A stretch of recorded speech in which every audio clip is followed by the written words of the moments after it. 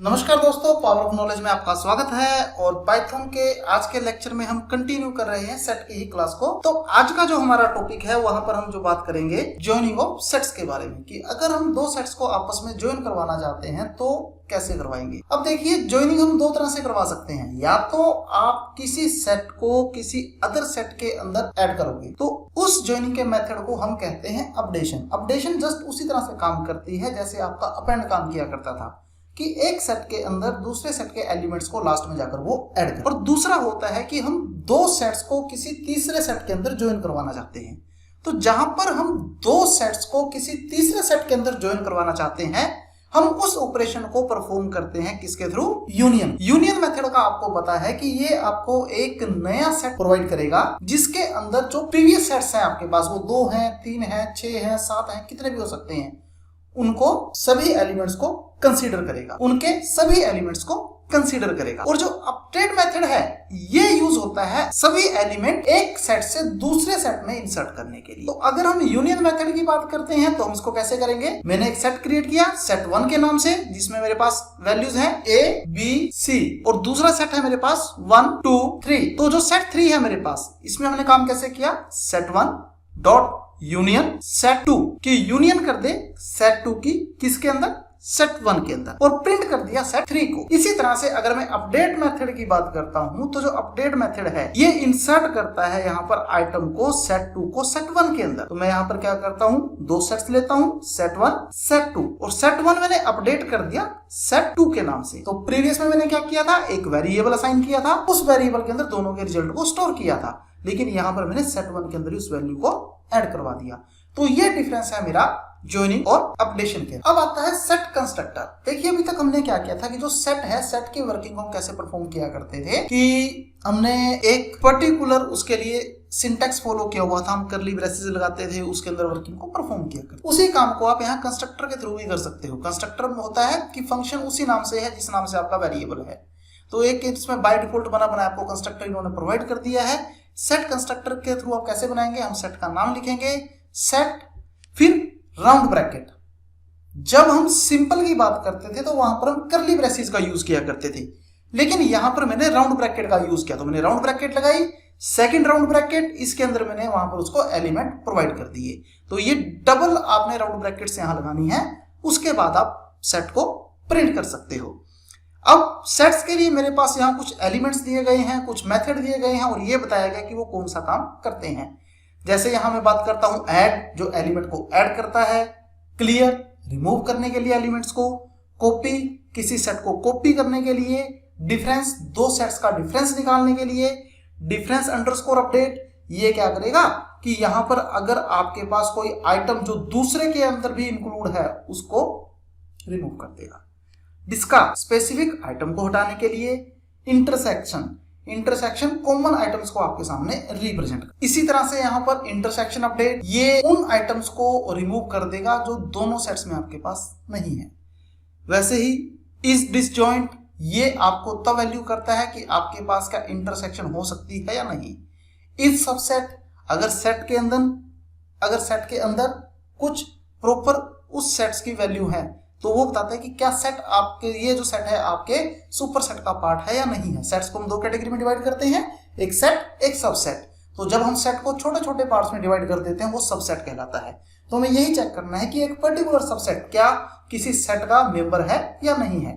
इस super set हम यहाँ ये चेक करते हैं कि क्या ये सेट किसी मेंबर का सुपर सेट है या नहीं है।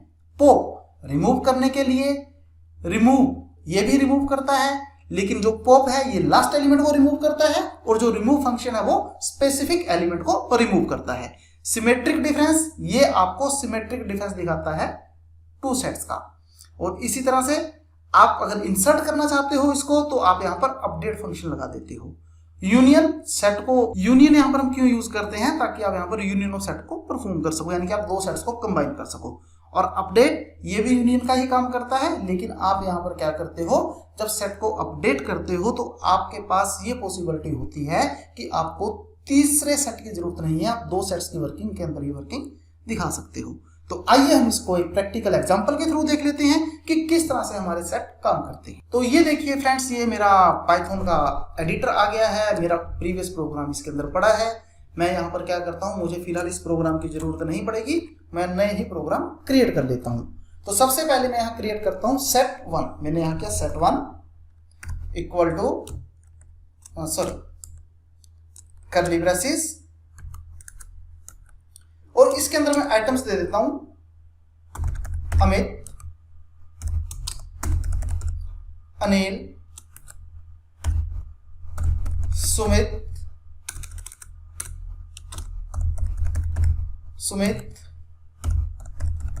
सुनील। तो ऐसे कुछ वैल्यूज मैंने यहां पर रख दी, सुनील। तो ऐसे कुछ वैल्यूज मैंने यहां पर रख दी set1 के अंदर।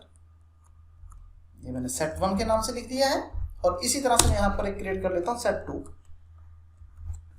तो ये मैंने set2 ले लिया, और मैं यहां पर क्या करता हूं ताकि आपको वैल्यूज का अलग से पता लग जाए, मैं यहां पर नंबर्स प्रोवाइड कर देता हूं इसको स्ट्रिंग फॉर्मेट में, नंबर 1 2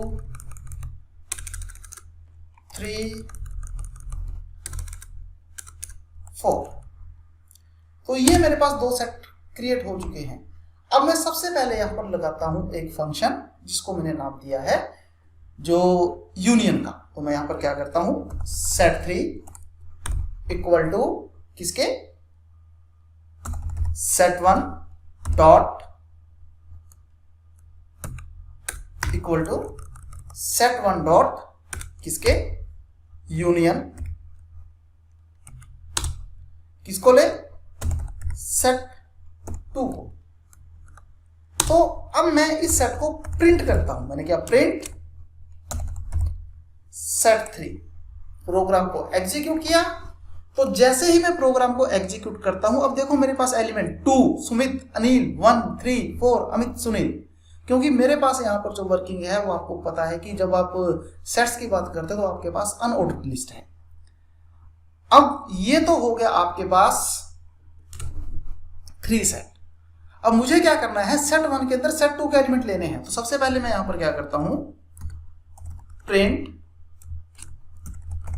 set1। हम देख तो लें set1 में है क्या क्या, तो सुनील, अनिल, सुमित, अमित। चलो मैं यहां एक काम और कर लेता हूं, मैं इसकी लेंथ भी चेक कर लेता हूं। प्रिंट लेंथ किसकी, set1 की।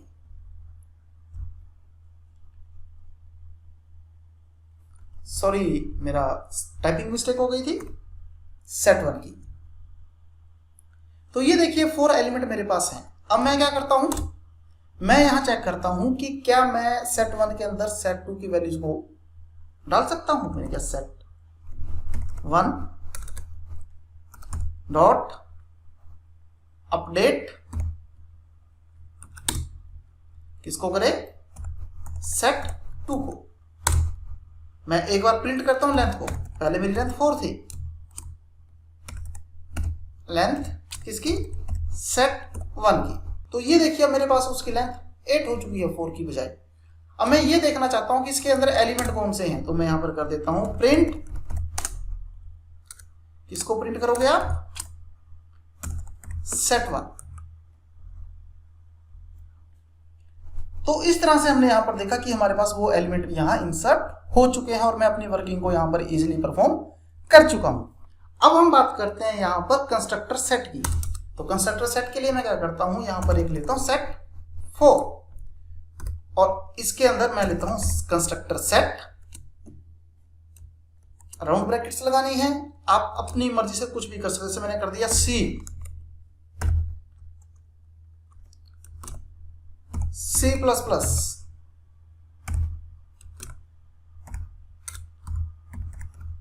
पाइथन।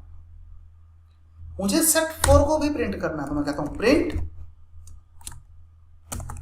set4। तो ये देखिए CPP पाइथन आपको इसने set4 भी प्रिंट करके आपको रिप्रेजेंट कर दिया है। तो फ्रेंड्स, हमारी आज की क्लास में इतना ही था। Thank you very much.